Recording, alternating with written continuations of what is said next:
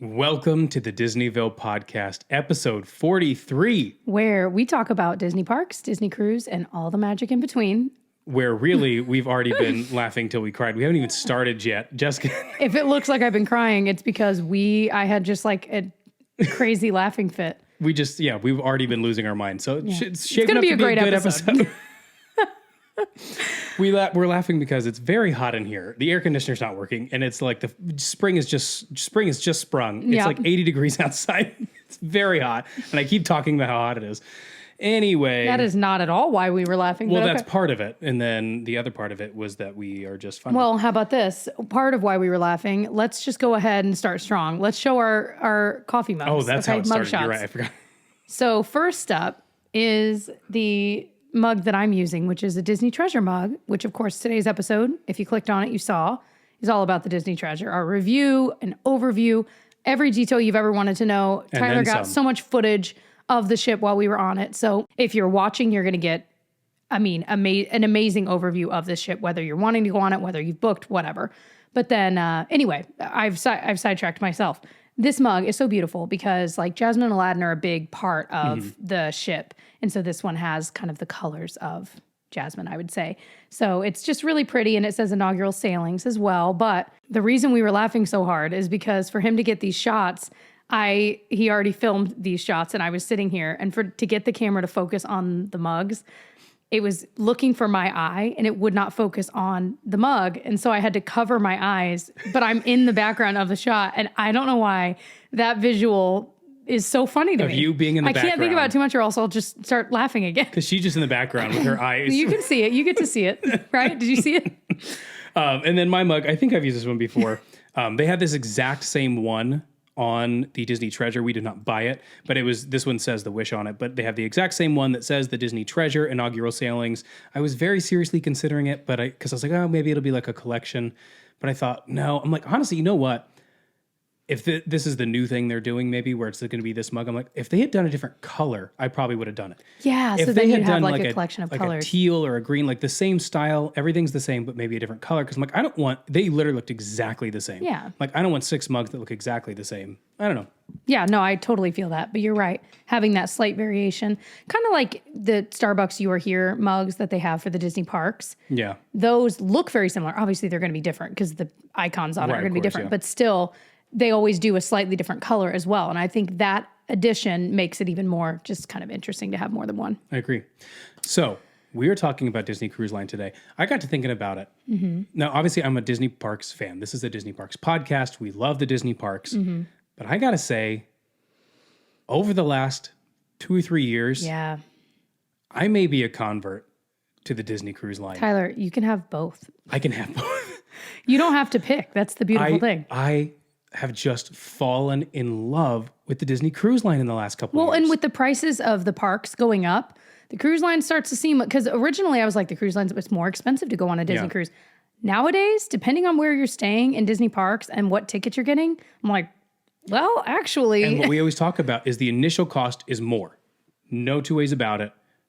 I mean, okay, most of the time it's going to cost more than a trip to Disney World, depending on how you do it. Mm-hmm. But so much more is included on the cruise ships. All your meals are included, unless you do like one of the fancy meals and stuff like that. But so much is included in that price. Yeah.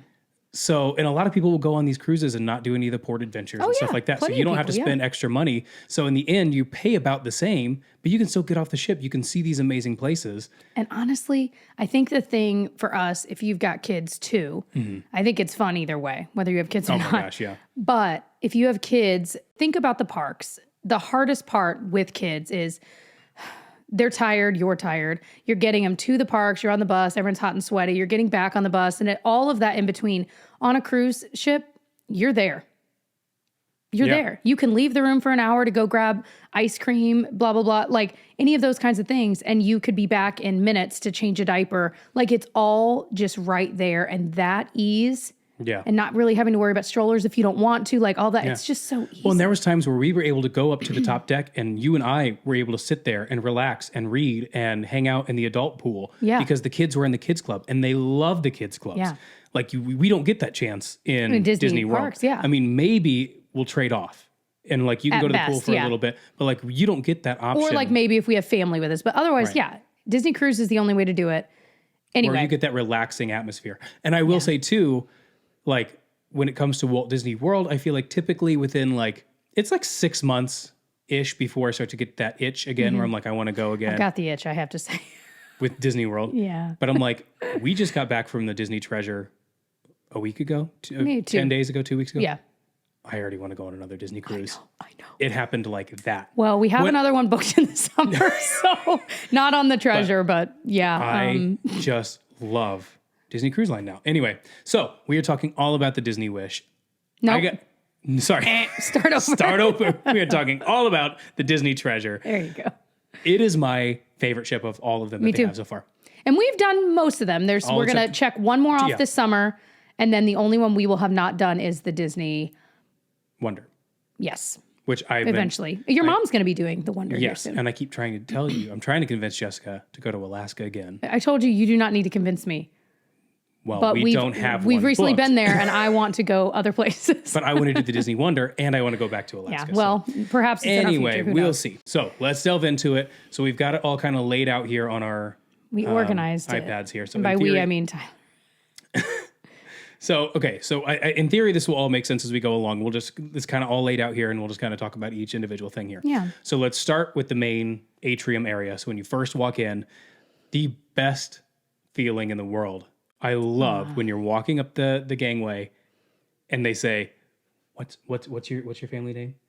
And you say, the Braun family. Braun family. They say, ladies and gentlemen of the Treasure, please welcome the Braun family. That's And the like best. 4 cast members are like, yay, but Yeah, you're no like, one else cares. okay, that is the best. And that when we came in, they had the genie, wasn't it? Yes, yeah. Up at the top, waving at everyone and being goofy. And the girls, of course, were loving it. And it's so crazy because it does feel like you go from 0 to 100. You're walking up the gangway, whatever, the plank, if you will. Yeah. And suddenly you're on the ship. And then suddenly you're just like transported to Disney World on a ship. You know what I mean? It's kind of almost like jarring, but in a good way. Because then you're there. You're like, all right, we're on vacation. We made it. We're here. Yeah. We did it. So the theming of this is kind of like an explorer that discovers treasure, like that vibe, but also like, we don't really know how to describe it. It's got like the mosaics and like the gold, like from Jasmine and Aladdin, that feeling. Yeah. And there's even, and actually, Yeah. So I bought it here because I couldn't help myself. Yeah. I don't know if you can see it here. I'll do a close up of it. But the why Aladdin can't and I point to Jasmine it? There we go. figurine here behind me is what they have there in the main. Well, they don't call it the atrium. They call it the grand hall. Did they not call it the atrium? I guess they didn't. They call it the Grand Hall. Grand hall. Is that what they call it? think so. That whole area, I think, is just about the prettiest. The Disney Wish area is really pretty. They're all really pretty. I mean, the Disney That's Dream, it. they're all so Yeah. pretty. But this, I think, is my favorite. I just love Just the colors they style-wise. chose. I love the chandelier. I think it's like a lotus flower, but they have like the main chandelier area, but then there's like all these kind of ones hanging off of it. And if you look really closely, there's like hidden Mickeys in it and even like other hidden characters. It's just so pretty. I just love, the more you look at it, the prettier it gets. And it changes colors throughout the day. So every time you walk by it, it looks different. I don't think I realized any of that about the chandelier. I was too focused on all the mosaics around me. And one of my favorites is one of Raja. Oh, I know. Such a good boy. I told Jessica I had gone around one day and I had filmed like the entire ship and I didn't get any footage of Raja. And I kept telling Jessica, I want to go get a little footage of him. Just this little mosaic. I finally went and got it. And my camera was on manual focus and I didn't realize it. And it's totally blurry. So like 3 days of like, I got to go get footage of that. It's like a We could have just done it on our phone and it'd be It would perfect. have been perfect. You know? A genuine 3-second clip. But I was like, oh, he's just sitting there, like looking up, being a good boy. And I was like, finally got it, and it's blurry. That's the way that goes, you know? Oh my goodness. Anyway, so a couple other things. They have a little stage there, and then I don't know if it's every day, but pretty much every day I saw some sort of live performance Yeah, there. oh, They yeah. have a couple different bands that go around, and they have this one band called the Vocatronics, whatever it is. They go around. Victrophonics. No. Voca. Anyway, Voctives. No. But they're around all the time and they're kind of doing different places. But they also have somebody who like tap dances and then they kind of perform. They've got this really kind of like, it's a really cool band. They're all really talented. And so they're performing there a lot, but they also have just all kinds of different things going on in that little stage there. And then, like I said, above that, there's a little door and sometimes characters will come out. When we got on, the genie was up there waving at people.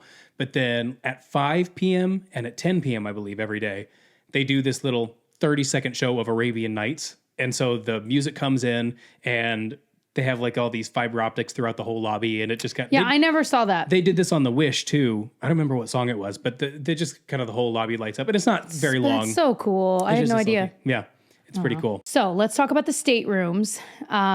These are, again, kind of the same reaction to these as I had with the Wish. They're just really pretty. They're clean. And I feel like Disney, especially on their newer ships, does a really good job of thinking through how to best utilize space when you are cramped for space. Yes. And so obviously these are not going to be as big as a normal hotel room. If you've ever been on a cruise, you know. But I do think Disney does a great job of thinking through, like, where will the whole family put their clothes? Like, there was plenty of room for that. My favorite feature, and I think perhaps this is just because we were in a family stateroom, right? Like a deluxe family, whatever. Yeah. They had the extra area where there's the area where they can make bunk beds out of it if you need, but it's where the couch is. And then there's an additional area where you could pull like a Murphy bed down. Yep. And next to that is it was probably only like 1.5 feet wide, but it was as tall, floor to ceiling, a little like closet where you could just I put all of the kids' clothes there, diapers, like basically everything for them was in that. Yeah. Out of the way. It was incredible. Yeah. And then that left all of the drawers and stuff. Like you had a whole drawer of camera equipment. We could hang. They had plenty of hangers, like all of those things that really do make those little logistical things. It just makes it better. And the bed was big enough. You can put your suitcases under it. They have the area where it's a closet and they've got a couple drawers in there. But the biggest thing I think for families, so the beds is the smartest way to do that. Oh, yeah. A lot of these, so they have the deluxe veranda staterooms and then they have the family ones, which have a little bit more square footage, and then they have the Murphy bed there as well, and those will sleep up to 5. But then they also have the split bath, which is so smart. So they have, each one has a sink, one has a toilet, one has the bath and shower. So somebody can be showering and getting ready while the other person is getting ready, and the other one. It's smart. It's so nice. And they also have like a really nice vanity/desk in the main area. Like they've got a beverage cooler in there. It's just so well thought out. It is. And I loved it. This was my favorite cruise ship room we've ever stayed in. And of course the decor was beautiful. Yeah. Simple. Treasury without being way over the top. Like they do a really good job. Yeah. They had casita from Encanto. Yep, above our bed. It was awesome. Beautiful. I looked at that all the time. Oh, I loved that. And I even feel like down to the nightstands they have, and like you have your own little night light you can turn on to read. I'm like, dang, I want that in my house. I know. Just where was it? Was it the Dream we were on recently where they had a phone? So the nightstand is like 6 inches by 6 inches. They're really small. And mine had a phone on it, like a full-size phone. So I basically didn't have one at all. Well, you kept like lifting it and putting it on the floor, and then the mousekeeper would put it right every day. Put it back. I'm like, I don't need this phone on here. I need a spot to put my phone and watch and stuff every day. But I'm like, it must have been like part of their protocol. They had to put it back up. And so on the Treasure, they have the phone mounted on the wall. I'm like, what a genius idea. Yeah, it's such a simple change.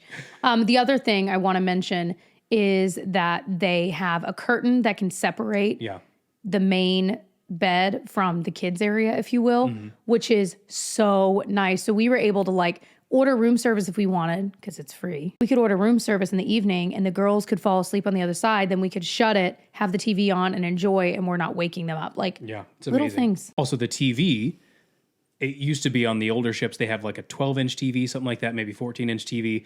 And it's sort of on a swivel arm that goes in between the two areas, which was nice to be able to have it swivel. So like if just the kids wanted to watch something while they're going to bed or just the adults wanted to watch something. But on this one, there was just the one TV. It was flat mounted by the big bed. But it was bigger. It was a much bigger TV though. Yeah. It was like, I don't know, 32-inch TV. It was a big size TV. Yeah. So that was nice. So like that's one more thing to kind of keep in mind. And then you had a genius idea, or you heard it from someone about the magnets in the rooms. Magnetic hooks. So, I mean, this is a pretty, if you start digging into Disney cruise, like what to bring, what to pack, everyone will mention this now. But magnetic hooks, the walls, like almost everything there is magnetic. So you can buy a pack of 12 on Amazon and you could hang your hats. You could have a bunch up, hang your hats, your bags, your ears, whatever, lanyards. However, Things that aren't too heavy. Right. I forgot them. Yep. I was so excited. I was even going to use them on the door because I bought these like Mickey battery lights to help decorate our door. And I was like, oh, and then I saw how people would use the magnetic hooks like upside down to kind of hang them on the door. But I couldn't. I was so sad. What are you going to do? I still haven't found those magnetic hooks. Really? No idea where they are. Not a clue. So that is the veranda staterooms. They obviously have a lot of other staterooms, but that was our stateroom. So if you are looking for an inside stateroom, ocean view stateroom, concierge stateroom, or if you want to do the tower suite, if you got a cool 60 grand to spend that week, they've got tons of different options, but that's what we had in our stateroom, obviously. And that's usually what we opt for. Yeah. Okay, let's talk about the decks and the pools. I think that the Treasure and so then also the Wish, because they're sister ships, pretty much the same design, just have like different theming and stuff. So they're set up the same. And the pools, I feel like they did such a good job having different depths for the pools, because I feel like on some of the older ships, they're just, most of them are very deep. And so for like kids that are still learning to swim, as a parent, you had to like hold them the whole time and then let them swim and then catch them, and which is fine for a period of time. But they did a great job because most of the ones were like 2 or 3 feet, give or take. Yeah. So our older daughter, who is learning to swim, could swim around, but then stand up. I'm like, this is so nice. And then we could sit right there on the edge. Like, but then they also still had the option of a couple of deeper pools. So we got in those a couple times too. Yeah. So I love that spread of different options. Yeah. So the way that it's kind of set up is they're like these tiers versus like 1 or 2 big pools. There is the larger pool right under the funnel vision giant TV. There's another one kind of opposite to that. And then they're just kind of set up going up this tiered system. And they have, like I said, 3 feet ones, then they have like some 1 foot ones, and then they have, 5 feet deep? They're not super deep, but they're deeper. But they're deep enough for like a young kid couldn't stand, but they can truly swim. That's all sort of in the main area, but having those different options is great. And there were so many times where we were in a pool like kind of by ourselves because there's so many different options. Yeah, it was amazing. But then also in the back, they had the Chip and Dale pool, I want to say it was called. Or no, maybe that was in the front. That was in the front. They had the Chip and Dale pool. They had the concierge pool up there. Then in the very back, they had the adults only pool. And then they had other areas where you could just like literally sit and put your feet in. Like they have so many different variations of water. Yeah, I don't think we got in every single one. Things. And we spent a lot of time at the pool. Now, one thing I will say is they only had, as far as I could see, 1 hot tub. That's the only one I saw. That's all I found too. And it was kind of on the side. Yeah. I think it was in the adults area, which makes sense. Again, I feel like kids do whatever you want. And like, depending on where you are, but oftentimes I feel like in the past when we've been around a hot tub on vacation, it's just filled with kids. You're like, it's not really quite as relaxing, you know? So, and I feel like the Dream has like the 4 on the sides, kind of underneath, tucked underneath. And there's always so many kids in there, which again, it is what it is. It's a Disney I just cruise. feel like they're just always packed. That's it. But I'm like, this being in the adults only area is nice. And there's probably one in the concierge area too. But yeah, so that's one thing is there's not as many hot tubs as there usually are. So when it comes to slides, there's a couple slides.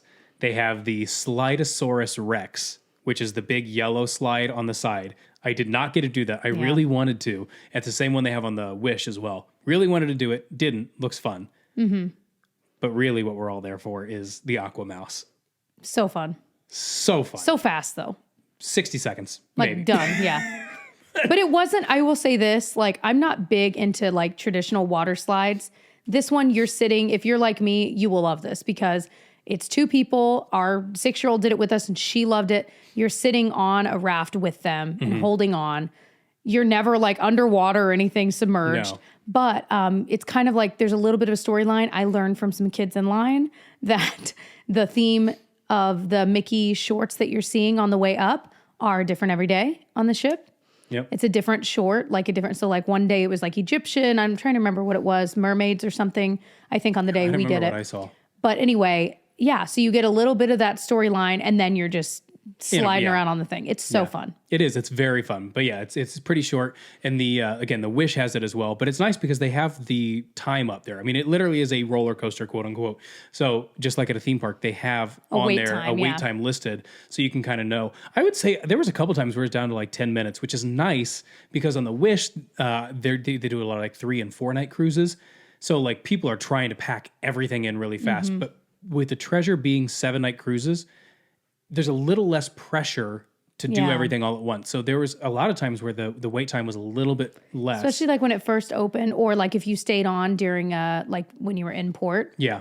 That is the ideal time to do it. First thing in the morning or when you're in port, because a lot of people are getting off. And so, there's just literally less competition, less people on the ship. Yeah. So fun. I'm so glad we did it. So many times. It was so fun. Me too. So they also had for like young kids, they always have an awesome splash pad. This one was Toy Story themed, just like the Wish, I'm pretty sure was too. Yep. And there's like some little slides in there too that were really fun for that age. So love that little area. I feel like they always do such a good job. And just beyond that is another little like 1-foot pool with like a little waterfall as well. Yeah. And so they can play in there too. And the grown up, you can just sit on the side. Yeah. Like, they have a little, nice. right outside that, they have like a tiered thing. It actually looks at the tower suite, but this tiered sitting area where you can just sit and relax.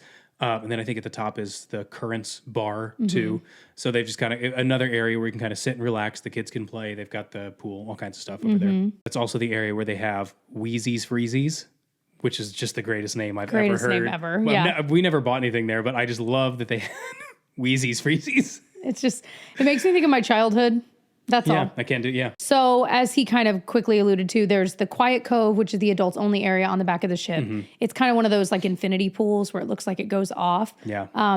It was lovely. We were in there for a while. There's a bar right behind it. If you want to get a real drink or a mocktail or Sprite, whatever, get yourself a Coke. Yeah, they have the Cove bar there, and then they have the Cove Cafe as well around the corner where you can get some espresso, you can get all that kind of stuff there. But yeah, the infinity pool was cool. But they have these seats in it. So like on one side is seats, and then on the other side you can just kind of stand, but they've got the glass and you just look out over the ocean. It's beautiful.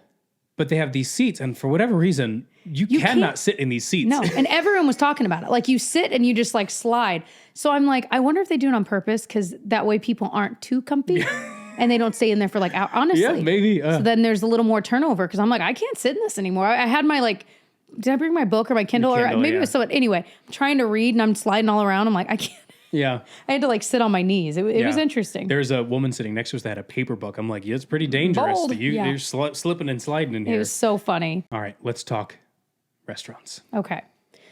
The main place you will go and probably will go first thing when you're on the ship is Marceline Market. That is their buffet. Only open for breakfast and lunch. Right. I think the buffets used to be open for dinner back in the day. Not on this ship, obviously it's new.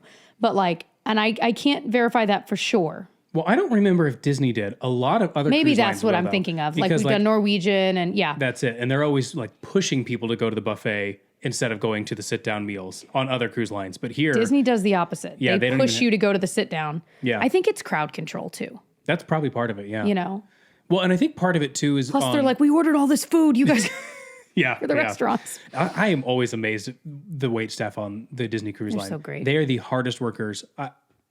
Truly. They're amazing. They're just absolutely amazing. Every single one of them. And there's hundreds of them. But anyway, so Marceline Market, I will say it doesn't seem quite as big as some of the other buffets. Like there's not as many options. And I don't know that to be true. It just didn't feel like there was many options. And it repeats, as you go. It's like a whole half circle. But anyway, yeah, it was everything I got was pretty good. Pretty good. I feel like it was better than sometimes the food I got there was better than in the sit down master. That just depended on the night and what you ordered. Very much so, yeah. But I will say I was talking to our friends, Justin and Lacey from our Z-Roll, and they're also editing this podcast right now. Anyway, they are big Disney cruise people. If you follow their channel, you would know. And they have Disney Treasure vlogs too. So if you're wanting to hear more about the Disney Treasure, go follow their channel and watch their vlogs. Yes. He was mentioning that he actually, after going on like the Treasure and the Wish and experiencing Marceline Market, the way they do the buffet where you don't serve yourself, they serve you. That's what I was going to say. And I remember when we first went on the Wish last time and that was the new change, we were like, oh, like I kind of miss being able to serve myself. But he said they went on another, I want to say the Wonder or the Fantasy recently for a quick trip.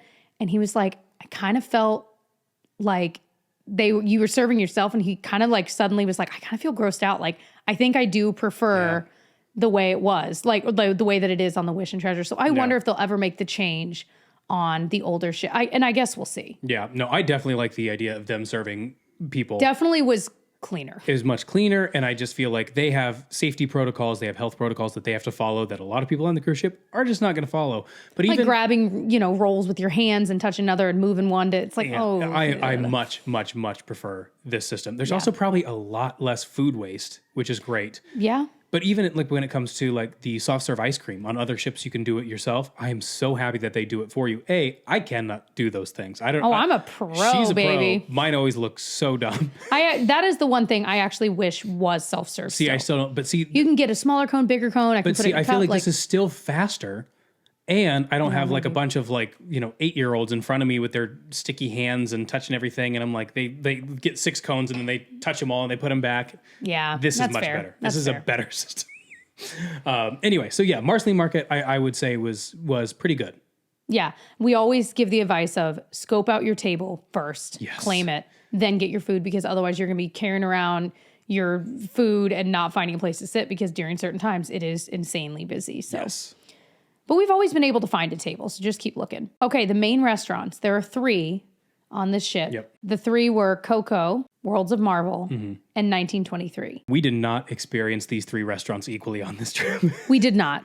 So in fairness to us, there were some things that colored, not anything Disney, that colored our view of some things. So with the 3 restaurants, We'll try to be as unbiased as possible, but give you the information. I'll just say this. We went to 1923 one time. We went to Worlds of Marvel one time. We went to Coco 4 times. Just the way the cookie crumbled. Yeah. So Coco was our first night. So that's just the way we just got set that night. So that was great. We'll talk about the actual restaurants here in a second. Then we did Worlds of Marvel the next night, 1923 the next night.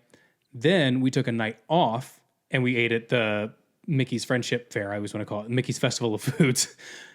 Then we went to Enchante, which we'll talk about in a second. And then back to Coco. And then our disembarkation breakfast was at Coco. So we went to Coco we were just at Coco so a many lot. times. We were at Coco, and there was one more in there at Coco for Pirates Night, before we started taking nights off. So I will say this, Coco was my favorite. So if we were going to be eating in one a bunch of times, I am so glad it was Coco. I loved it every time. Yeah. The last night's food, So good. there were like empanadas and every single thing we got. I was like, this is the best meal we've had, other than Enchante. This is the best meal we've had. I'm like, man. But so, okay. Yeah. A little story time. So the Coco restaurant was good. The food was usually pretty good, especially that last night. The show was great. I loved the show. They have live performers in the middle. The mariachi come out. They have they play live music. It's so fun. It's really good. The makeup they did on incredible. It was so good.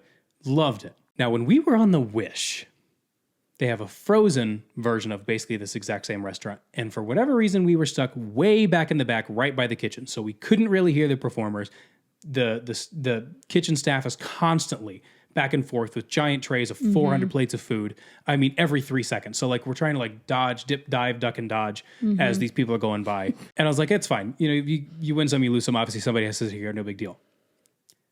Same exact thing happened on this cruise. I'm like, what are we doing wrong? I can tell you. Hold on. I think I know exactly what happened. Hold on. So we're way back in the back. Could barely see it. The kids didn't even care about the show because we were so far away. I don't think the kids even realized there was a show going on because we were so far away.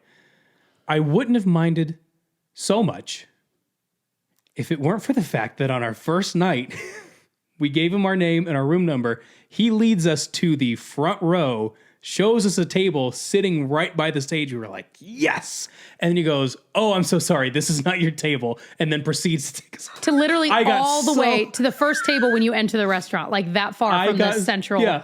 We went from the closest table, and I was so excited, to the furthest table away. I was so sad. That was such a letdown. That was a letdown. But I will say it was still awesome. And it was kind of cool being where we were, because as the characters were leaving and coming in, we were the last people they saw. So some of them stopped and they were like, get a picture. And we're like, all right, cool. So it was what it was. Yeah. But I think the reason this keeps happening to us is because we don't always book our cruises in like a far enough advance. Yeah. So we're stuck with the later dinner time, but we want the earlier. So then we put in a request for the earlier dinner time, and it gets granted like the day we get there.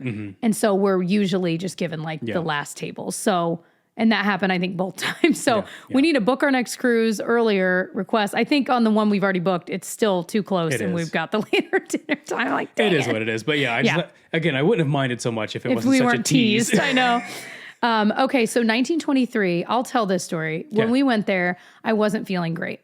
However, I also think I just ordered all the wrong things because you ordered what they recommended, which was the filet mignon, and I tried a bite of yours, and it was so good. It was so good. Glass of Lagavulin, filet mignon. Yeah, you were living it up that night, and I'm over there like, I don't feel good, and none of this is good. Like, it was just one of those nights that it just wasn't a great night. So I don't blame the restaurant. I blame what I ordered. We have definitely learned not all food is created equal at the restaurants. Yes. Whatever the waiter tells you to order that, and just trust.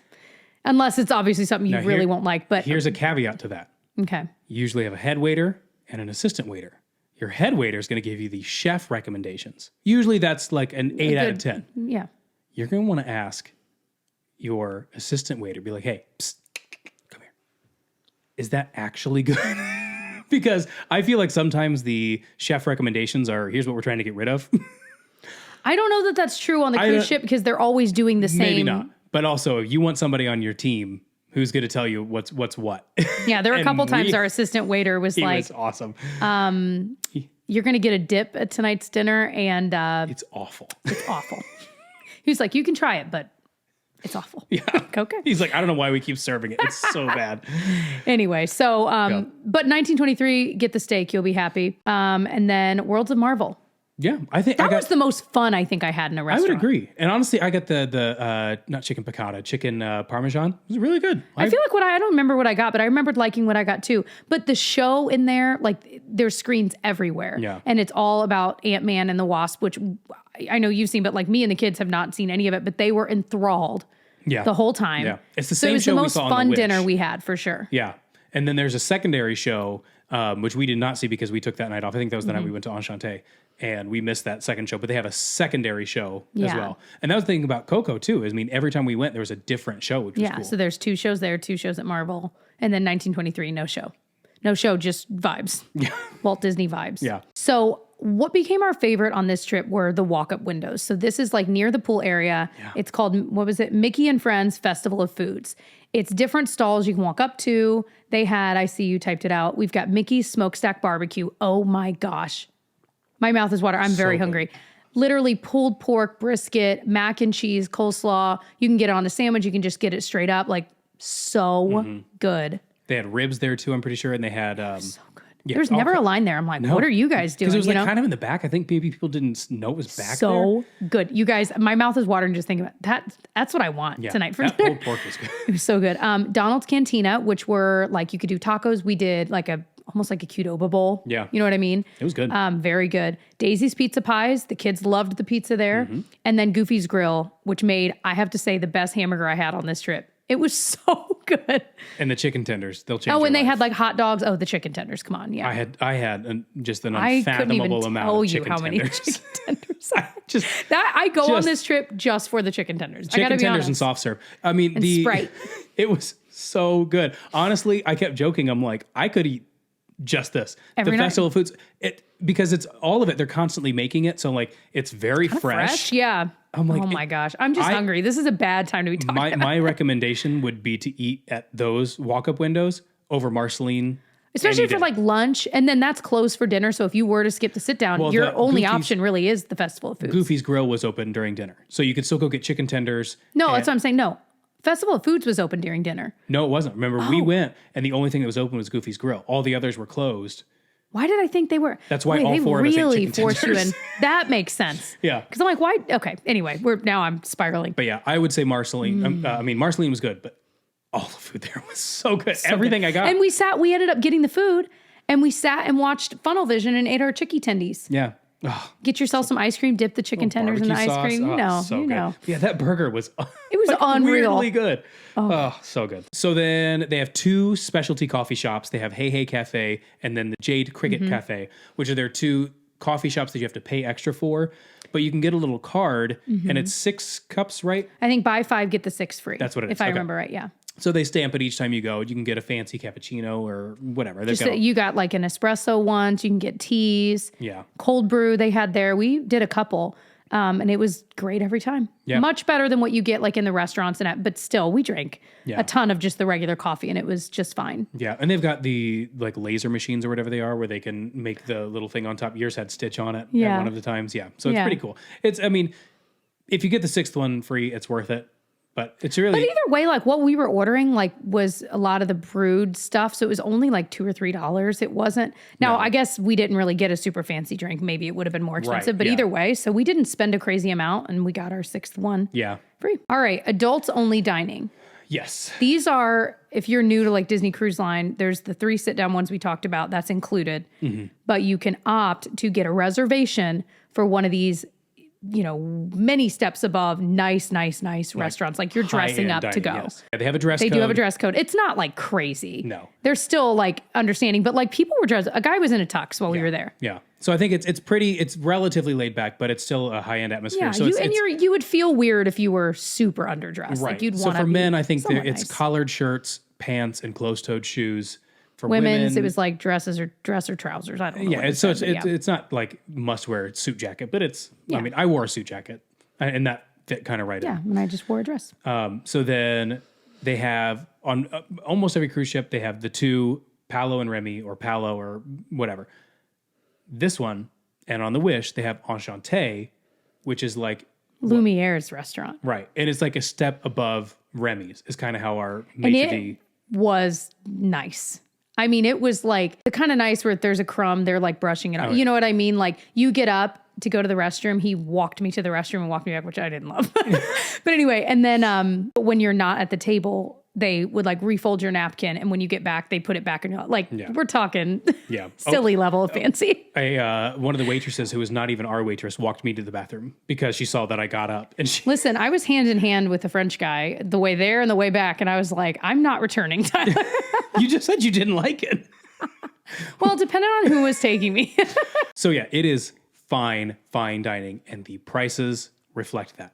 Keep that in mind. But it is, I mean, kind of a once in a lifetime experience. We've been lucky enough to do Palo and Remy in the past. This is by far my favorite. Yeah. It was, the food I think was better. Remy was close though. Remy was also very fancy. I felt like it was this level. But honestly, I think the food was a little bit, so in Remy, they have an American menu and a French menu. Here they just have the French, but they have a couple different options. They had 2. It's the same chef though, at both Remy and Enchante. But the atmosphere I liked so much more here than at Remy. And you're literally like every table is overlooking the ocean. Like it is just truly, you feel like you're at least getting what you're paying for. And I think that is the key. It's a lot of small plates. I think we had 5 different Well, because it was like many courses. Yeah. Right. So it's 5 courses, then a cheese course, then dessert, then an extra dessert. And then, and of course we're thinking like, oh, I'm going to still be hungry after this. Gosh, I was stuffed. It is not one of those places where you leave hungry. Yeah, you think you're gonna, based on the portion, somehow you are incredibly stuffed by the end. I will say every single thing I got was served with some kind of foam. Mm-hmm. They're really into foam. I don't know what this foam obsession is. Yeah, there's a lot of foam. Yeah, and they're spooning the foam on it, and then they leave the foam in case you want to dip. Like it was so foamy. It was very, but it was good. Yeah, all the foams were good. Loved it though. So the other one is Palo Steakhouse. Now on the other ships they have Palo. This is Palo Steakhouse, which is a little bit different, but it's obviously just more towards a steakhouse. So it's Italian versus French, and it's a steakhouse. That's kind of all you need to know. Yeah. And then the lobby essentially of those 2 restaurants is called the Rose, which we'll talk about bars here in a minute. But that's also in that adults only area. Well, actually, I don't know if kids could go into the Rose portion. I don't know. I'm gonna bet no. Probably not. Anyway, you can sit there, have a drink before your reservation. Or you could just go and have a drink. Yes, exactly. You don't have to. And it is gorgeous. So keep that in mind. Looking out over the ocean. It's the prettiest bar you could possibly stumble into. Yeah. And it's all Beauty and the Beast themed. It's just gorgeous. Yeah. Highly, highly, highly recommend getting a reservation for either one of those restaurants before you go. Either you get it or have your travel agent get it for you. But if you can't get one, we were like 2 days into our trip before we even kind of thought like, maybe we will do it. Because we thought, no, we're not going to have time. We're not going to do it. And then I went to the guest services and they had a reservation available. They called the restaurant, and then the restaurant called me later, and they were able to And get for us the one. exact date and time we wanted. I'm like, well, that was unbelievable. So definitely, but you can't just walk Worth up a and- try. It's worth a try because odds are you'll be able to get a reservation. Yeah, but they are required. You do need to have one. Itching to head to Disney? The top-notch team of travel advisors at my travel agency, People Mover Travel, are experts in all things Disney. From the parks to Disney Cruise Line, they are your personal travel advisor from the moment your trip is booked until the moment you get home. They can book your hotel, dining reservations, tours, and we continue to monitor special offers to ensure that you're getting the best price for your trip. And it's not just Disney. We have experts that specialize in Europe, cruises, all-inclusive resorts, Alaska, Hawaii, and more. Find out how we can personally help you plan and book your next trip for free.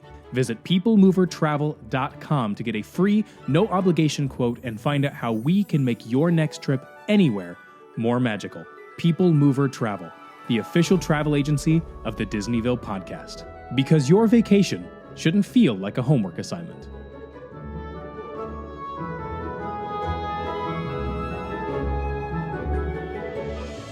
So bars and lounges, we can, I was going to say we could go through this part quickly, but never mind, because I just thought about which bars and lounges we're talking about. Even if you don't drink, okay, stay with me, because you do not need to drink to be able to enjoy how incredible these spaces are. And every place and has they offer mocktails. incredible mocktails there that you don't want to miss. So I wanted to say that before in case you were like, I'm just going to fast forward, don't. Okay, let's start with the first one we saw, Skipper Society. Yes. So one of the reasons that I loved the Treasure so much was there are so many park tie-ins. Yes. So I'm like, this is the ship for park people. Lovers, yeah. If This you're- is it. This is the one. It's so good. And I loved Skipper Society. When you first walked in, this is where the bayou is on the Wish. If you've been on the Wish, you first go in, and I'm like, this is really cool. I'm kind of looking around, but the more you sit there and the more you look around, the more you see all these details From the Jungle Cruise. that allude to the Jungle Cruise. It is so good. My couple of my favorites were around the bar. They had like the sail, or not sail, the Little like canvas top. thing, Yeah. that goes around the top as like the apron of the bar. Loved that. Then the lights hanging down were the skipper helmets. So cool. It's just so cool. And then they had two like booths on either side, and they had all these like hidden park references and stuff like that. One of them had a paddle that said, you know, the years the parks opened. But then if you look above it, they had these glass parrots as chandeliers, which is a reference to the Tiki Room, because when they first started doing this, it was going to be a restaurant. But then people thought, you know, they didn't want to do it as a restaurant because they were like, well, people are going to think the birds are going to poop in their food. So that's kind of For an the Tiki allusion Room, yeah. to that. Like, there's just so many references, and the more you look around, the more you find. That's awesome. Yeah, and they would have like live performances there Yeah. oftentimes. It's kind of one that's like an open lounge. It's not like behind a door. Right. So you walk on either side of it. There's hallways. So you end up passing it a lot, Yeah. honestly. But that was amazing. And then, I mean, the best one that I've ever been into ever Yeah. is the Haunted Mansion parlor. Oh my gosh. It was So well done. amazing. So well done. Such a love letter to people that love the Haunted Mansion or just the parks. Yeah. There's like a little entrance area that you can walk in, and Genevieve was loving it because when you would walk in front of a certain like frame, a ghost would appear that would say, "Hurry back," which was so cool. And Genevieve you're loves a to Magic Band. If you have the Disney Band Plus, a little plug to maybe get it. You used it to unlock your door. You can pay for things, etc. We loved having them this time, but they would like buzz and light up at different times, like during the Marvel show, etc. Yeah. Well, when you entered the Haunted Mansion area, it would also buzz and light up. So anyway, you can go in and like before the hours of, I want to say like 7 p.m., double check that. But around then, kids can go in there too. And so you can all go in and explore and sit down. There were a few times we just walked in and just walked around because there was nowhere to sit. But you can do that. You can just walk in, explore it. You don't have to go in and order anything. And again, because this is a 7-night cruise, it's not so crucial to get everything done as fast as you can. So like there were times when we went and there was several seats open. Yeah. Versus like on a 3 or 4 night cruise, like I feel like you just don't have time to do that. Yeah, maybe. There's kind of like miniature shows or goings on that occur throughout the time that you're in the room. So having a moment where you can actually sit and stay for 30 minutes or so every few minutes, there's just something new that happens. The lights might dim. You might hear a little bit of music. You might see paintings change or come alive. So there's just so much that occurs that is super, super cool. Madame Leota may float around somewhere, but we ordered some drinks there. And it was like, there's like an iPad they show you that has a menu, right? And you're kind of scrolling through it. And one of them says something like, shake your iPad and then turn it upside down, whatever, and it'll reveal a special menu item, something like that. Yeah, it was like add a code or yeah. And so we did it, and it revealed, some kind of drink where it was like two different ones. It was a line from Haunted Mansion. You had to put the words in. That's what it was, and of course we could do that. Yeah. And so that revealed the special menu item, and it was like 2 different drinks served on this really cool thing. We'll show you some B-roll if you're watching. Yeah. They were so good. Gin on one side and bourbon on the other. Which was kind of perfect. Yeah. And it came out like a smoking goblin. She had like a smoking thing that like created. Cool. It was just so neat. And it was just so fun to be in there. My favorite thing in there was actually the thing that made me question my own remembrance of the ride. So when you first walk in, the main part of it is this big aquarium with these like skeleton fish floating around. It's really bizarre. Almost gives like 20,000 Leagues Under the Sea vibes, kind of Jules Vernean. Yeah. So I was like, what is this doing here? And I'm thinking through it. And I'm like, I don't remember this on the ride or like in the line. We kept trying to go through it. We could not figure it out. And of course, we didn't have internet to like look it up. And we're like, we know this pretty well. Yeah. Like, there's no way we can't figure this out. Yeah, especially this main thing. Like, why would they put this here? So I happened to be watching a video by the Mouselets. I don't know exactly their channel name, but anyway, they did this deep dive into Haunted Mansion. I was watching it like a week after the cruise, so like a week ago. And they suddenly talked about these original plans that different people had for the Haunted Mansion that got scrapped. And one of the biggest ones was this aquarium with skeleton fish, exactly like this. So they brought it to life. Finally on the ship. And I just thought that was such a cool frog or an octopus homage. On top. Yeah, some kind of weird sea monster. Yeah. Like, we're like, what is this in reference to? So cool. I will say, so that's like a deep. It is. I will say though, I don't think that should have been the centerpiece. No, I would agree with that. That doesn't make sense to be like the thing in the middle of this restaurant. That should have been over in the side as like a cool like extra nod. They should. It would have been cool if they had Madame Leota floating in the center. That, come on, like that on a table, like that would have been cool. They could have done. I mean, like the coffin. Like lid lifting up, they could have done the piano playing. There's a million things they could have done. It's super cool that they went with this very niche deep, Disney factoid. Yes, but yeah, if you just go in there, and spend 30 minutes. It was so cool. So Scat Cat Lounge is based off the Aristocats. It's kind of it's right off the main lobby. Just a bar. It's a piano bar, which is really cool. We love a piano bar. We went in there multiple times. Yeah, I mean, other than the fact, there's not really much to talk about. They just keep your eye on the Navigator app. They have like Broadway. They'll do pop songs. They'll do all kinds of different things throughout the day. And just sit there and relax and watch the piano and look around at the Aristocats on the walls. Then Periscope Pub. This I feel like... Swing and a miss. Swing and a hit, but swing and a miss. So the Periscope Pub is based off of 20,000 Leagues Under the Sea. Super cool. The theming is so cool. And I actually went in one day, the door was open and no one was in there. So I got some really cool footage. If you look all around, they've got this nautical stuff. You feel like you're underwater. They have this amazing thing above your head and it looks like dolphins are swimming above your head. It is so cool. Love the theming. But there's like 4,000 screens playing sports and there's like 4,000 people in there at all times a day besides the one time a day. Sports. So like, it's this amazing theming that doesn't really have anything to do with... So it basically is just a really just loud sports bar, which obviously a sports bar... I mean, people obviously want to watch sports. People are in there all the time. People love that. But I'm like, I felt so... I wanted just the theme of the submarine. They should have done a Casey's Corner pub, okay? Oh. I've got all the ideas. That can be the sports bar. Absolutely. I totally get it. People wanting to be able to... Like, sure. Keep an awesome sports bar. But then save that theme and do it in a separate bar for people that will appreciate it. Yeah. And I also said if they weren't playing all the sports and stuff and it wasn't so loud, they could have had like weird like underwater boom, boom, sounds like playing all the time. Like I would have loved that. Yeah. So I feel like I get why they did it and there's only so much space. Yeah.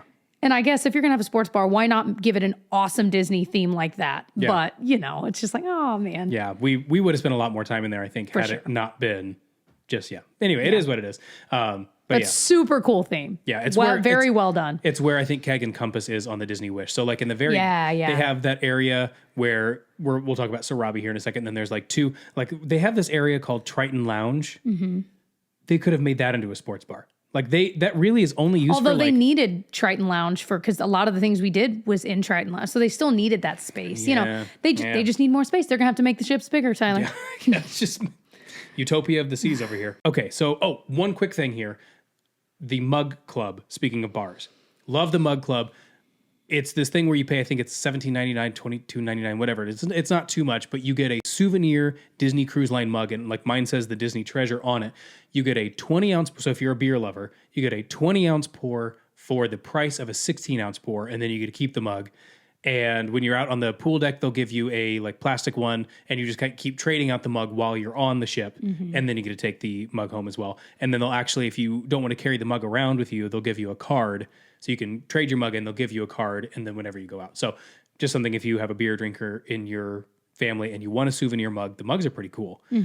Just wanted to throw that out there while we're talking about this. Yeah. So we already talked about the Rose Bar, and then Preludes. Oh, it's just like the concession stand bar outside the Walt Disney Theater. Yeah. Where I got an $11 glass of wine, and they charged me $50 for it. Yeah, we got that figured out. But they charged for the whole bottle. Yeah, they charged me for a bottle. We were like, well, then give us the bottle. Anyway, they refund us. Anyway, so then a couple bars outside too. I mean, there's just little bars outside. Yeah, you look round out a corner, you'll find it. They're everywhere, yeah. Specialty shops. They have Jumbo's Sweets, which is based off of Zootopia, the big elephant that gives the popsicles and stuff out. I genuinely did not think about it. And from a distance, I was like, oh no, yeah, Jumbo, as in the from Inside Out. What's his name? The like imaginary friend. Dun, dun, dun. Like they sing the song. Yes. Well, anyway, Bing Bong, Bing, Bong. I was thinking it was Bing Bong. Well, I didn't even like think deeply about it. On the Wish, it's Joyful Treats, I think is what it's called. And that one is Inside Out. But this one is Zootopia. So they've got that makes way more sense. Yeah, it's so cute. I love it. That is cute. But it's a specialty sweet shop. So they have like, you have to pay to get it. But they have cupcakes and ice cream and cookies and all kinds And of you stuff. can get, by the way, if you order like cupcakes, whatever, you can actually have them deliver that to your restaurant to have as your dessert. That's awesome. If you didn't know. And then Wheezy's Freezies, which again, I just love that. Okay, let's talk kids clubs. Okay. We'll be brief because I know not everyone listening has kids, but there are two different ones. One is included, and that is the Oceaneer Club. That's ages, 3 through 12. And then there's the older kids clubs, I should say. There's like the tweens, and the teens. And then there's like, sometimes they'll have the 18-20 society where it's like, if you're between 18 and 20, you can do stuff. So I'm not really talking about those, but those are the same thing. They're included. You're not paying any extra. So briefly, we'll talk about the one that you do pay extra for, which is age 0 through 3, and that is the nursery. It's called It's a Small World Nursery. It is darling. The cast members that work there are amazing. You pay hourly, and you're supposed to make reservations for like a couple hours at a time. This was a very full sailing, and we were able to we made some reservations, but then we needed to change a bunch of them. But we did it the day we got on the ship there at the nursery. And she even said, she was like, you came at the right time because in a few hours, a lot of these time slots will be taken. Like the time slots you'd want, like after dinner, they've eaten, you take them there for a few hours so you and your significant other could go to the show, you know? Yeah. So definitely do it early. And if you haven't done it ahead of time or you need to change stuff, go there the day you get on the ship and get it done. So now she also said that there's on the app, if you're doing it beforehand, there's a time limit to the amount of time you can put your kid in there. She's like, on the ship, they have a lot more leeway. So she's like, you can get way more. She's like, we have a different schedule on board than what you can book online. So they have more flexibility as far as like when you can do it. They also have like, you can do more time. You can do, so all kinds of stuff. So don't get stressed. If you're like, oh my gosh, we need another hour or two, you can. Just go talk to them. They're so do it sweet. on your first day if you can. Yes. But even still, like there was a couple times where we had to switch things around where we decided to do a show or whatever. Like literally like an hour before, and they were like, yeah, no problem. Yeah. So they're more flexible than you probably think. I wouldn't stress about it. Now, there was one time where we decided to pick her up early because we actually wanted to take her to the show. Yeah. And we still have to pay for that time that we had reserved. So that's something to keep in mind. Yeah. Even though we were like, now, grand scheme of what your trip costs, you know, but it's not very much per hour. Comparatively, I mean, you can't even get a neighborhood babysitter for these I prices. was going to say, yeah. For this fully trained staff of amazing people. But they're amazing. They will lay them down. You can provide, like we would give like a sleep sack, or if you wanted a binky or your stuffy, all of those things you can provide. They give them snacks if you want them to. You can provide them with like formula or breast milk. Like they know what they're doing. They're amazing. It's incredible. And she absolutely loved her time there. Yeah. Every time. Yeah. And she would fall asleep there.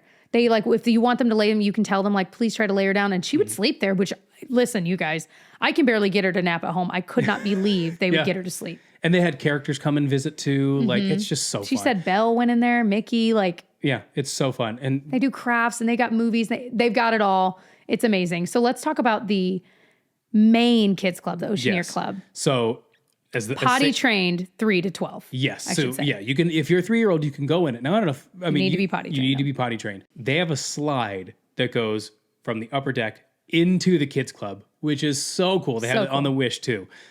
Just love that. So just gotta throw that whimsical. out there. Like, it's come on, so cool. whimsical. So you can check in up there and slide in, or you can just walk down the stairs or whatever and go in. So there's all these distinct areas in the Oceaneer Club. This is all included, so you don't pay any extra for this. But there's so many different areas, and there's always so much going on. From like, I mean, you can make slime. They've got characters. They've got crafts going on, movies playing, dance parties, and I mean, games. So much going on. She said there were like iPads she kept getting. I'm like, what? I mean, I'm sure it's, locked down and it's, but I'm like, there were things you can take a tour when you first get on. And I'm like, I didn't even know they had these things. Like, it's crazy. So on your first day, on embarkation day, it's like an open house. So definitely go down there and explore. Even if you don't have kids, just go down and explore. See it. They have this Star Wars area. Like it's so immersive and cool. And like when we went on the Disney Wish, Chewbacca was just walking around. Oh my gosh, it was so cool. So yeah, so they've got the Walt Disney Imagineering Lab, which is all these like tables and stuff like that. You can do crafts, art, exactly. Slime. They've got 2, I think, roller coaster simulators there. Ooh, it's amazing. I want to go play there. I know. Mickey and Minnie's Captain's Deck, which is like this playground area, which is sometimes open for the Oceaneer Club for kids to run around and play. It's like a small little playground for younger kids. Clearly for like 3 or 4. Yeah. And then sometimes it's open for the small world. So they kind of trade off the doors. They'll close it, for kids to go play. Fairy Tale Hall is like these 3 little areas. And again, I think they do crafts there. I think maybe the princesses come and visit. But they've got a Beauty and the Beast one, a Frozen one, and what's the other one? I can't think. But yeah, whatever. They've got different areas there where, again, there's just always stuff going on. The Marvel Superhero Academy they've got the Star Wars Cargo Bay. It's so cool. There's so much there. If you are watching this and you're like, I don't know if my kid will be too nervous, I think your kid might surprise you. They do such a good job because our oldest, she was the one going with us when she was the youngest. And we were like, there is no way she's going to go and love it. And she loved it. She was so shy. She was painfully so we were very surprised. A lot of times it's just kind of forcing them to do it.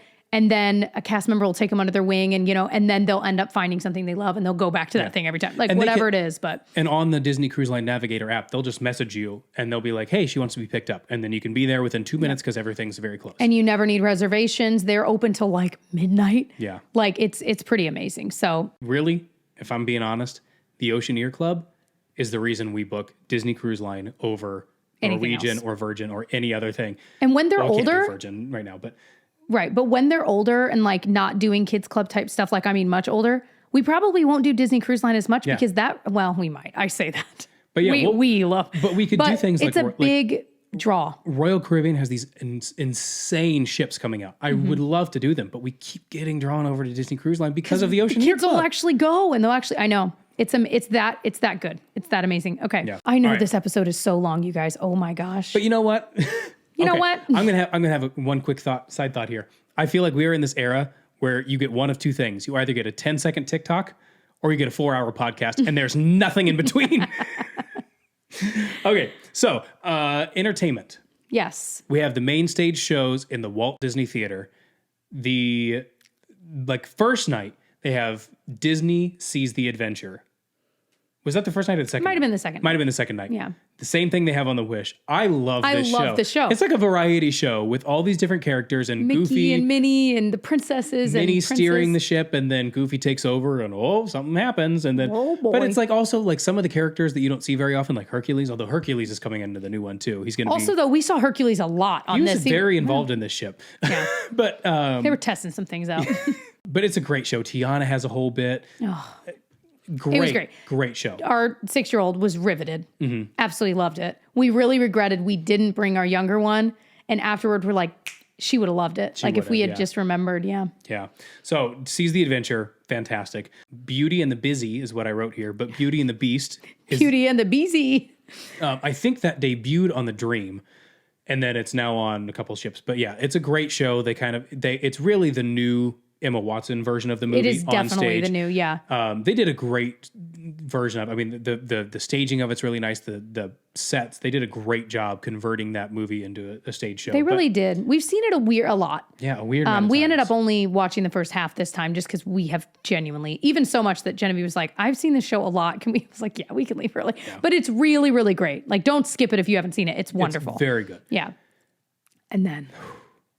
Well, here. Well, wait. What? Okay, we're going to talk about Moana one second. The other couple nights, they had 2 Broadway stars come out and sing. They were both fantastic. That was great. They had they had like this these 4 guys that did like doo-wop. Was it doo-wop or no? They did like kind of a cappella, but kind of I don't know. It was yeah, but they were it was all right. And then there was one other show that we didn't see. Oh, a Magic. Magician. Yeah. We saw her like shorter version the day before Yeah. in a smaller space in Sarabi, and she was great. Yeah. So the final night was Moana. I would have watched this show 2 nights in a row if they had done it. It was that good. This is the best show I've ever seen on a Disney Cruise Line. It might be. It was Broadway caliber, like actually Broadway caliber. And I don't just mean the talent. I mean the staging, the effects, Yeah. the costumes. It was amazing. It was so good. It was so good. The Taka monster at the end. I'm still thinking about it. Like, I don't know how. It was so cool, you guys. It was so good. And how do you do that kind of, like, that is not an easy show to stage. We're talking about times where they're on the water and like the things that are occurring and like. How does Maui turn into a falcon? And changing, like they did it was so cool the way they did all of it. I loved it. Very well done. So if you go to one show for some reason, please do not miss Moana. It was get there a little early. It is the most popular show by far. Yeah, we were there 20 minutes early and we still barely got a seat. Yeah. So just get some popcorn ahead of time, plan to get there early and just park it. And they had 3 shows that day. They had we 2, were in the 4, and upper 6, I think. Yeah. Or 2, 6, and 8 or whatever. So it was. So they also have movie theaters, the Neverland and the Wonderland Cinema. They have usually like things that are in theaters right then you could see. Movies. So while we were there, they had Snow White playing. We did not see it though. No. We were too busy doing other stuff. But that's so cool because then you can just like not have to pay for like an actual movie theater experience. Yeah. Get your popcorn and candy and go enjoy. Live music. They've always got live music constantly. Just constantly. Wherever. So wherever you're walking, you're probably going to find something. So Sarabi is this cool area. It's a 2-deck like live venue, but they do like trivia, they do game shows, we saw the magic show there. They do live music, they do kind of everything in this area. And there's the main area with some seating in the stage, and then they've got this huge screen behind it, and then on the upper area they've got some seating there as well. So you can just kind of we'd pop into there, for a couple minutes, like sit, watch a bit of the show, and then pop out because it's again, it's kind of like a walk-through venue. You end up just walking by it just because of the way the hallways are. Yeah, it's right by the Periscope Pub and the Triton Lounge. So like on the way to go to Triton Lounge to do trivia, we would stop and watch a game show for 10 minutes and then go on. So just kind of a cool kind of all purposes area. The main atrium and then the Skipper Society, they always have music. So all kinds of stuff. There's always classes and demonstrations going on. If you look on your app, some of them you have to pay for. Some of them are like free crafts. Other things are like bourbon tastings. And there's again. Yeah, it doesn't end. Yeah. We did some learn to draw. We did learn to draw Ursula. I don't want to talk about it. I thought yours was really good. Anyway, we love to do at least one learn to draw because it's always just so funny. We're always giggling doing it. But yeah, we love trivia. Triton Lounge was a big place for that. It was so busy though. At one point we were there were so many people just sitting on the floor. Yeah. It was packed. I'm like, this is probably a flare hazard. It was not even standing room only. We couldn't even stand anywhere. It was crazy, but it was awesome. Trivia is so much fun. And then they always do a sail away party. That is Genevieve's favorite. Yes. Where Mickey and all of the characters come out and a bunch more. And they do this whole song and show on the main pool deck. It's very exciting. Aren't there like a little bit of fireworks like towards the end? I don't know. They do that burn, burn, burn, burn, burn, burn, burn on the actual ship whistle.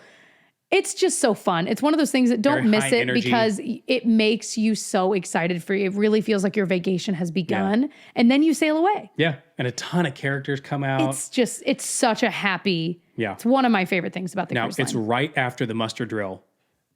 We stopped at the room just for a second, I think, to I grabbed my camera or do something. Like we stopped there for like 2 seconds. And by the time we got to the deck, it was packed. We could barely find room. Now, And there's multiple poor- decks you can be Right. on too But and poor experience Gigi, it. this was like the thing she was most looking forward to, and we had to like get her, like ask somebody to like move out of the way so she could see, because she couldn't. So my point is, right after they're done, you go there and you find a spot because it gets full fast. It's so fun though. And then the pirate night. So like depending on the night, there's one night when I say everyone dresses in pirate costume, I mean everyone. Yeah. Everyone dresses in pirate costumes. More than I've ever seen. More than I've ever seen. And we always bring something for the kids, but like we generally just kind of do whatever. Like I'll they'll give you a free pirate Mickey bandana thing for everyone in your room. And so you know, I'll put it around my neck or put it around my head. But yeah, it's such a fun night. I'm not talking like, you know, just throwing on a shirt that says pirates. I'm No, talking people- dads walking around in full Captain Jack Sparrow Hook, costumes. Jack Sparrow. Or Captain Hook. Like people went all out. It's incredible. It's so fun. Like when else as a grown up do you Besides get to do that Halloween besides and even- Halloween? It's so much fun. And so then they had 2 separate pirate shows. They had one earlier that was like the full blown, I'm trying to remember Like the difference between them. kid-friendly, a Yeah, little bit more kid friendly. Mickey was involved and Yeah, and it was super fun and cute.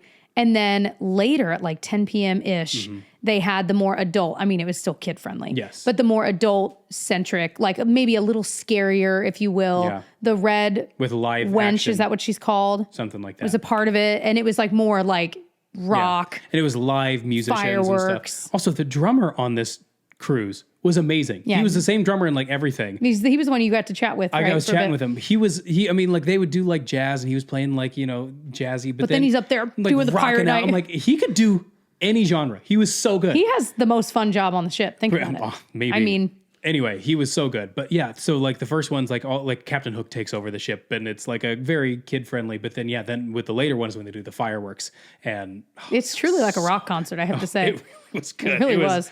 Very good. Let's get into amenities. Totally switching gears. Yep. The fitness center is lovely. We actually both usually use it once a Yeah. trip. We did not use it at all, but I walked in I there. walked through there too Yeah. just to see. But it's right next to Senses Spa, which we did both utilize. Senses Spa is huge and it is lovely. It's very expensive. You're getting what you pay for, but the massages we both got were some of the best I think we've ever gotten. So good. They will always try to upsell you on products at the end. So just, you know, be aware of that. What else is there to say? You can get manicures, pedicures there as well, but I love the massage. We still have not done the rainforest room. We've know. got to do that. That was on my list to try this time to like get a you can get like a rainforest room day pass where you can go in like there's like all kinds of stuff. And I know Yeah. on the newer ships it's even better, but we've never done that. We've got to do that. Then they have a barber shop called Hook's Barbery, Mm-hmm. which I really wanted to do this time, and I still somehow didn't find the time to do it. But told they've you. got, I know, You should do it. but people have talked about like these are the best cocktails on the ship, and they have like In somebody the barber shop. Yeah, and so they have somebody there who like makes old fashions, and I think all they do is they make old fashions, but they make all different kinds of them. So like you can tell them what kind of old fashioned you like. I don't know, whatever. And then they make different ones. I haven't tried it yet, but I've heard they're like amazing. But then you can go and you can get a shave, you can get a manicure, pedicure, you can get a haircut, you can do all kinds of stuff. Yeah. It looks really cool. They also have Tangled Salon. Yep. Where you can go get your hair did. The laundry room was one of my favorite areas on the ship. So on the older ships, we've had a lot of experience with them because they're smaller laundry rooms on multiple levels in various areas of the ship. So you'd go and then be like, oh no, I've just dragged my laundry all over the ship and all the washers are full. Yep. So then you're like, okay, I'll go to the next floor up and over and see if that one. So you're literally me and my niece who went with us on this other cruise we'd done on the Dream. We were running around to all these, like carrying this laundry, trying to find an open washer. On the new ships, or at least on the Treasure, they had this one. It was huge, glistening, bright white, open. I'm pretty sure 24/7. So many washers and dryers, you guys. They had ironing boards everywhere. You could iron your clothes. There are always people in there ironing. Always people in there ironing. Yeah. I would see so many guys like carrying around like 5 shirts like just this, like yeah. that you're wearing, all ironed, heading back to their room from there. It just made me giggle. But anyway, lovely experience. So no worries if you need to do laundry on the ship. Yeah. You'll love the experience. And you can buy, and you just use your key to the world. No. You use your Disney band or key to the world card, yeah. Okay. And it will alert you on the app when it's done, which is great. Yes. So, dryer 27 is finished. I'm like, oh my gosh. So Now, they're amazing. very small. So, I mean, we did laundry twice, and we have a little laundry basket. It's not super big, and we had to split it into 2 each time. Yeah. Each cycle is $3.50, so it's like $7 to wash, $7 to dry, Just something to keep in mind. But it is nice. If you can wash your clothes halfway through, you can pack half as much. Yeah. So especially for a 7-night cruise, it's really nice to have. So then, of course, there's the guest services desk, Port Adventures desk. That's where you'll go for any questions about anything. So if something's booked up and you weren't able to book it beforehand, you can Go do to that. guest If services, you decide you don't want to do it, you can go and try and cancel it. I mean, all that stuff is there. Anything you need on the ship, you can go to guest services on that right off the main atrium there, and they can help you. And if they can't, they will direct you to where you can get help. Yes. So let's talk about the stores. So Mickey's Mainsail is the main gift shop. These are not open when you are parked, if you will, in port. Yeah. So, and that has to do with like port laws and like all kinds of stuff. So just keep that in mind. But Mickey's Mainsail was the main one, and they had so many different things, cruisy things, just Disney things, everything in between. They also had sundries there. So anything you might need, medicine type things, diapers and wipes. They had some baby food bottles, pacifiers, that kind of thing too. All your Disney Cruise Line merch. All the DCL merch. Any character merch, all that stuff is all there. Kids' toys, grown-up clothes, bathing suits, like everything. That is it's basically the world of Disney on the cruise ship. Yeah, like not quite as big, but it's still a decent size. Not even, It's a decent size. Then you have Dory's Forget-Me-Nots, KNOTS. They have that on the Wish too. It's up by the pool. They've got goggles, they've got towels, swim gear. They also got like t-shirts and all kinds of stuff. Yeah, it's a smaller shop, but it's cool. They've got tons of jewelry shops, which is still fascinating to me that Disney has all these really high-end jewelry shops. You don't think it would almost be like Disney Cruise Line having a casino on board. Like it doesn't, like obviously they don't, but I'm like, obviously Disney Cruise Line wouldn't have a casino on board. It doesn't make sense. There is so much real estate devoted to these high-end jewelry shops that I'm like, it just seems so odd for Disney Cruise Line. They should be using these for a sports bar. Well, and how often are they selling things? Yeah, that would be. So so there's 3 wishes once upon a time: palace treasures, royal regalia, treasures untold. One of those, I don't remember which one was which. Yeah. One of them was another kind of Disney gift shop where they had like the Dooney and Burke stuff, like a little bit more high end, but that was fun to just kind of peruse through. I regret not buying a Disney treasure shirt of any kind. I regret that. Yeah. But anyways. Well, so to give you an idea though of these jewelry shops, they're selling Rolexes, they're selling like very high end stuff. Jess, do you want to tell the quick story of what happened so there? I went in and I'm just literally just looking. And, one of the workers there was like, hey, do you want to try anything on? I'm like, no. And then all the price tags are hidden. Yeah. And then I asked how much something was, trying to get a baseline. Like, what are we talking? Are we talking $100 here? Are we talking $500 or are we talking $1,000? Well, joke's on poor little me, because those prices, which are all expensive, he was like, well, let's try it on. And I'm thinking, no, all right, whatever. And so I tried on. How much did he say it was, Tyler? $42,000. I literally said, and you let me try this on? So get it off, get it off, get it off. $42,000. I could not believe it. And he's like, well, we have some more affordable options. I'm like, I live whatever your definition of affordable is, I can't afford it. Thank you so much. Do you know how much this cruise cost? Not $42,000. I just can't. I could not believe. I literally was like, who? Obviously, there are very wealthy people in this world. We all know that. But like, what? He looked at me and thought I could afford $42,000 I guffawed and walked away. Yeah, I was like, I couldn't get out of that. Because I thought he'd be like, well, $600. And I'd be like, that's no, but thanks. No. Yeah. Yeah. Anyway, $42,000. So that's what we're talking. And this is just a random bracelet. God knows what else they had in there. This was just the first one. It was cute. It was a bunch of Mickey heads. It's the first one you picked up. Diamond Mickey heads. We're going to answer some questions for you guys in a minute. But one question I already saw, we got a lot, was how does it compare to other ships? So the Disney Wish and the Treasure are sister ships. They're going to look incredibly similar. The layout's the same. They just might have different theming. Exactly. Well, I mean, they definitely have different theming. But size-wise and setup-wise, it's the same. Yep. Just like the Wonder and the Magic are sister ships, and the Fantasy and the Dream are sister ships. So in that order, we were just recently looking it up. The Wonder and the Magic are the smallest and the oldest of the ships. The originals. The Dream and the Fantasy we've been on the Dream a lot. They're going to look incredibly similar, and they're bigger than the originals. And then the Wish and the Treasure are much bigger so they're just getting bigger every time. Yeah. So when you're getting bigger, you're getting, maybe an additional lounge here or there, another, you know what I mean? Like it's adding on that kind of thing. Maybe the kids club's a little bit bigger, maybe, The Aquamouse. Yeah, like different experiences up there on the deck. So you're working on a comparison video on your YouTube channel. So right now, I already have the Wish one edited. So I have a Disney Wish overview video I have the Disney Treasure I'm about to start working on, and then I'm also going to do a video comparing the two ships as well. So stay tuned for that. That'll be on your channel, which is just Tyler Braun. We should mention this too, where we have a ton of Disney vlogs coming out from the Treasure. We've probably got 7 or 8 coming out. Yeah, if you want to see us actually experiencing all of these things, yeah, all these stories we're telling you, definitely go check those out. They're also on your channel, Tyler Braun. Correct? Yes. Yep. Yes. So they'll be out here very soon. The first one might already be out by the time this comes out. Castaway Cay, by the way, just a quick plug. If you missed our recent podcast episode about Castaway Cay and you are curious, that's one of 2 of Disney's private islands. Definitely go check that out. That is one thing we got a lot of questions about and we have talked about. So and I have a blog post all about it too, which is very thorough. Very thorough as well. We'll link that as well. One more quick plug for the Disney Band Plus. I loved having this. We didn't do it in the past because I was like, I don't know, we got my Key to the World card. It's fine. Yeah. I really liked having it this time. I did it like you can take them out with the screws, and then I bought on Etsy or whatever a little thing that goes on Amazon. Was that what it was? Yeah. On my Apple Watch band, so that way I didn't have to have 2 separate bands. And then, but it's so easy. You're carrying stuff. You've got whatever to be able to unlock your door. You can pay for things. It's really nice to have. So I actually do recommend getting the Disney Band Plus. The only thing is you have to charge it every day. Well, and yours wouldn't fit on the charger because it was removed from the thing. That is a so you had to literally like line it up just right and then lay something heavy on it so it charged. Yeah. So it's not a perfect system, but if you've just got it, like if you're just wearing it like I was, but also for the kids club, they can use that as their kids club band. So that was kind of cool too. And I will say I did also still use my Key to the World card. Like, if you're buying a drink or something like that, a lot of times they'll take the bill away. A lot of times if you're getting off the ship, they scan them all at once. So it's just easier to hand them all 4 you'll of still our want the cards. card for certain you need things, both. but yeah.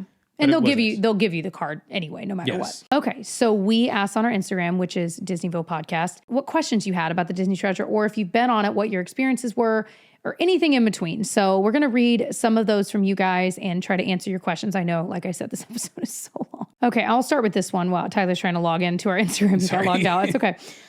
Ellie Garcia asked, I have 2 under 2 and need a vacation. I bet you do. God bless you. Is it worth it with them? They'll have fun too? ? Yes and yes.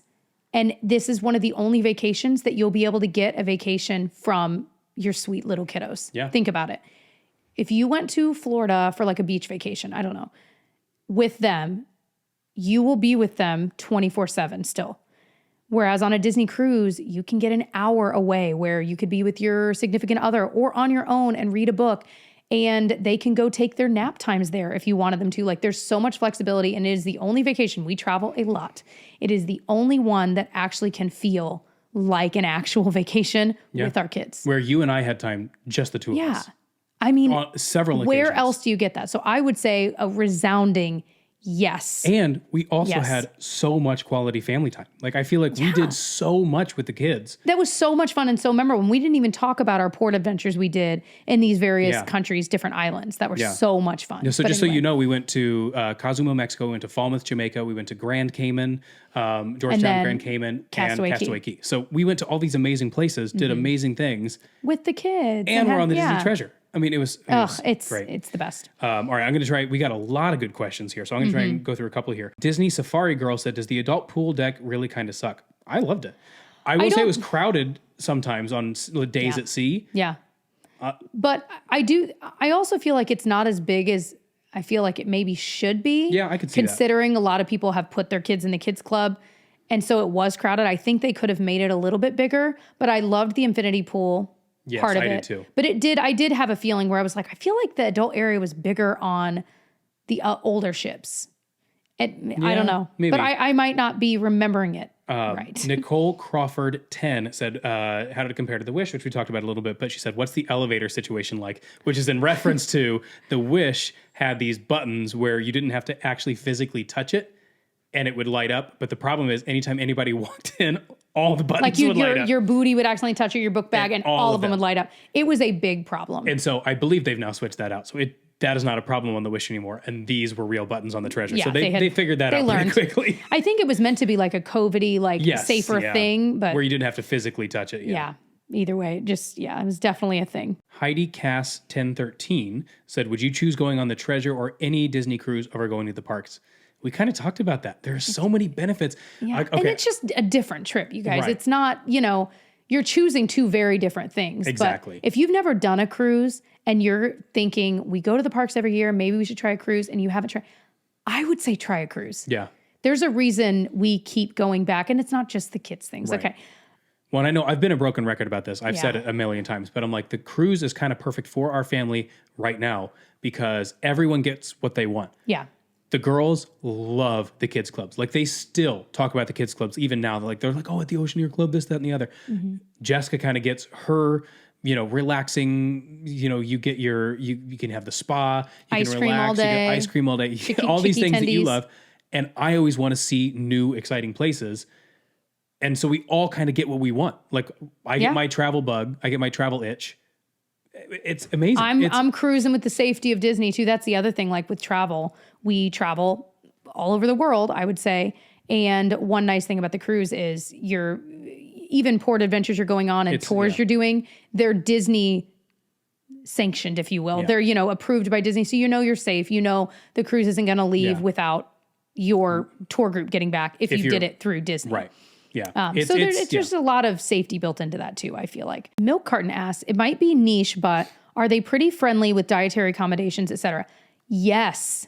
So I witnessed, first of all, on every menu you get, they have all the options you're going to need. They're going to have the vegan, vegetarian, that kind of thing. But if you have like an allergy, they are amazing about, like, for example, we were at Marceline Market and I heard one woman say, I think it was breakfast, and she said, I can't have, I'm going to say dairy. That's not what it was, but I can't have dairy. Does this have dairy in it? And he said, no, but I need to make it for you fresh in the back because this could have crossed it. So like they are incredibly serious. They take that Very seriously. serious. Same as in the parks. The chef might come out and talk to you. Like there's so many different things they can do, but they will accommodate you. And I think that is something that is just amazing. They're so amazing about it. And witnessing that conversation, I was like, ooh, it almost gave me the goosebumps in a good way. Cause I was like, I love that they take that seriously. Yeah. I mean, every time you get to any restaurant, the very first thing they ask you is, just want to ask, are there any food allergies I need to know about? Yeah. I mean, see, like at Enchante, I feel like the woman at the front asked us about it. They asked me about it on the phone. Our waiter, they've asked it like 3 times to make sure, like, what do we need to do to be able to accommodate you? They're very... What was funny is the woman that asked it, I don't think she was allergic. I think it was like a more low key. Yeah. And so she's like, no, it's okay. I can just, and he's like, no, now that you've mentioned it, I was dying watching the car. It was so ridiculous, but I loved that. That's great. Now that you mentioned it, I got to lock you up. Ooh, these are a lot of really good questions here. Okay, so I'm going to go through a couple really fast ones here. Okay. Madre24 said, did you go the same time as the Z-Roll family? No, we booked them independently. And what's funny is we didn't watch their vlogs because I wanted to be surprised by a lot. I'm still working my way through them. But they're the reason I want to go yet again on the treasure. I got back, started watching their vlogs finally, and I'm like, I want to go back on. Maylee Nicole Hopkins said, I want to go on a Disney cruise, but I get claustrophobic and nauseous easily. What do I do? So 2 things. I saw a lot of people walk around with the patches. They have bracelets. They've got nausea medicine, all that kind of stuff. On the bigger ships, for the most part, you don't feel it too badly. Yeah. And especially if you go to someplace like Alaska where you're doing the inside passage, there's not a lot of water movement. And so there's things that you can do to do that. It depends on how nauseous you are. That's kind of something you're going to have to figure out. But you can also do mid-ship where you don't feel like in your room as much of the ship movement. So there's a lot of things there. When it comes to claustrophobic, definitely get a room with a veranda so you can walk outside. It's a full window on that side. So your rooms really don't feel claustrophobic when you're in. But then there's so much to do outside where you really feel like, there's decks on the lower area where you can be outside. And the ceilings, the room ceilings are like normal. And then when you're out in like the main areas, the ceilings are all tall too. So I really don't get the vibe from these ships. I can be a little bit claustrophobic. Like I cannot do inside staterooms. We did it once. I cannot do it again. I can't believe I survived that. And I don't mean that to be like snobby. I mean that like from even if you're slightly claustrophobic. I loved it. I've never slept better in my life. That was awful. I think I never slept worse. Anyway. So, but yeah, I think there's ways around it, and your better bet is to do the larger ships. They also have the health center on board, so they can help you out in a lot of ways too. Yeah. There's a lot of remedies. Yeah. Brianna Lee 96 asks, is the cruise ever, this is my favorite question. Is the cruise ever a letdown if you're not also visiting the parks during your same trip? That is so funny that you should ask, because with this trip, it was longer and we were fitting it in during our 1 week long spring break. Now that Genevieve's in real school, if you will, kindergarten. I kind of worried because this was so long that I was like, kind of stinks that we're not going. We're so close to Disney. Like, could we sneak in a few days? But we don't have our annual passes right now. And so we were like, I mean, we'd have to buy the tickets and like, do we really want to squeeze that in for one day? And we basically decided not to. So at the beginning of our cruise, we did one day in Cocoa Beach. Check out the vlogs. That was so fun. We will be doing it that way every time. 100%. It was right near the port the next morning, but we got beach time. It was amazing. And we also got to watch the cruise ships leave. Like, it was so cool. Yeah. So highly recommend. Check out those vlogs. Book the same place we booked. Totally recommend. Yeah.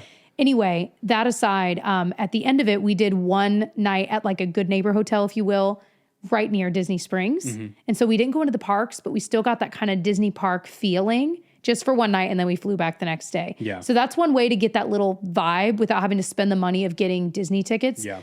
But to answer your question, I think I always had that fear too. But now that we've done a few cruises where we didn't do the parks as well, because we've definitely done it both ways, I think a cruise is such a vacation in itself, and you get so much Disney in that time. Character meet and greets, shows, whatever. It kind of feels park-esque. The only thing missing is waiting in a lot of long lines and rides. Yeah. Now, the one thing, if you really want to spend time in the parks and you only have a week, there are a lot of 3 and 4 nights that go out of Port Canaveral.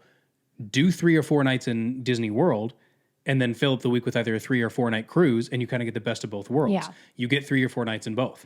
And then you don't have to feel like you're missing out on either. And also that's kind of the perfect way to test the waters, literally, and see if you like cruising. That's true, yeah. And to go back to the nausea question, maybe just do a 2 or 3 night cruise. Try it out. Yeah. But so do a 3 night cruise.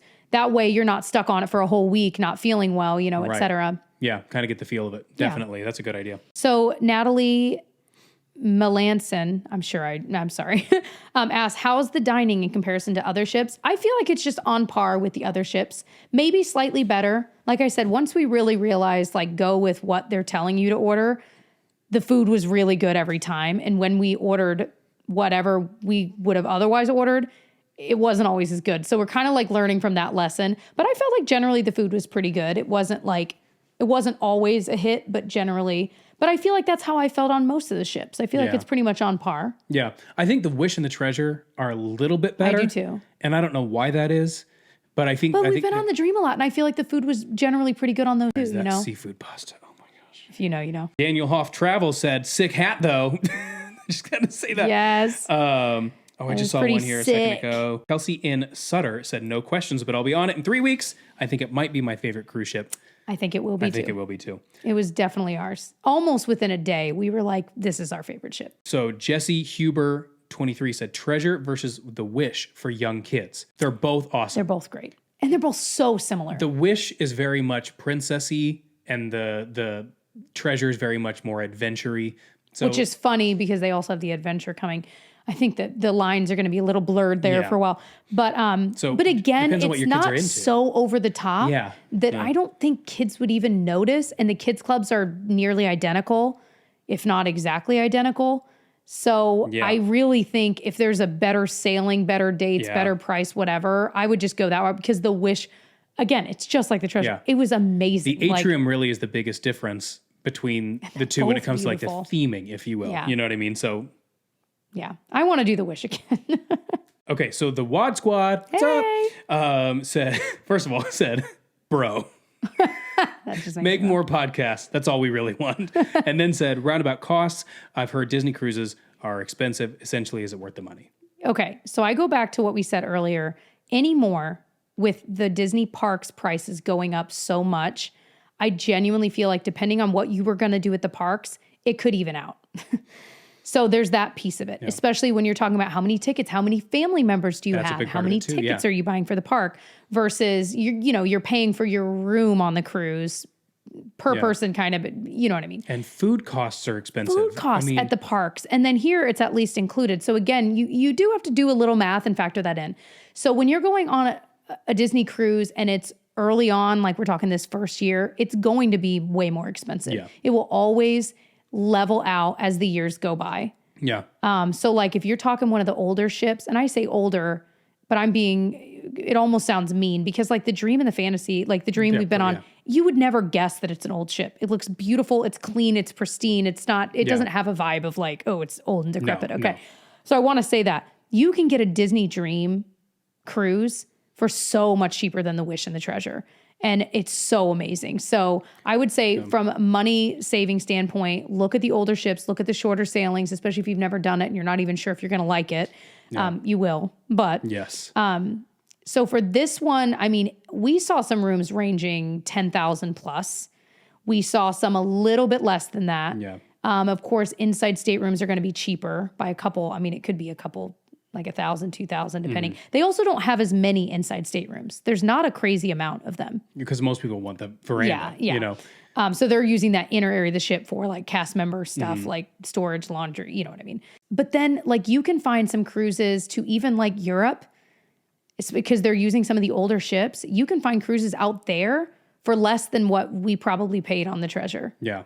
Yeah. Which is why we're probably doing a Europe cruise this summer because it is. Well, and again, I go back to food costs. I was just talking to one of our neighbors. He's got a couple teenagers. He's like, we spent a couple $1,000s on spring break on food. And they weren't at No, they weren't even at Disney. They were at a beach. Yeah. Yeah. He's like, we went out to dinner each night. He's like, and then we would go out to like lunches and stuff like that. He's like, it was just so expensive. So I'm like, if you're factoring that in, especially if you have teenagers, you know, each time at a Disney park, they go up and buy a plate of food, it's $14, $15. 20.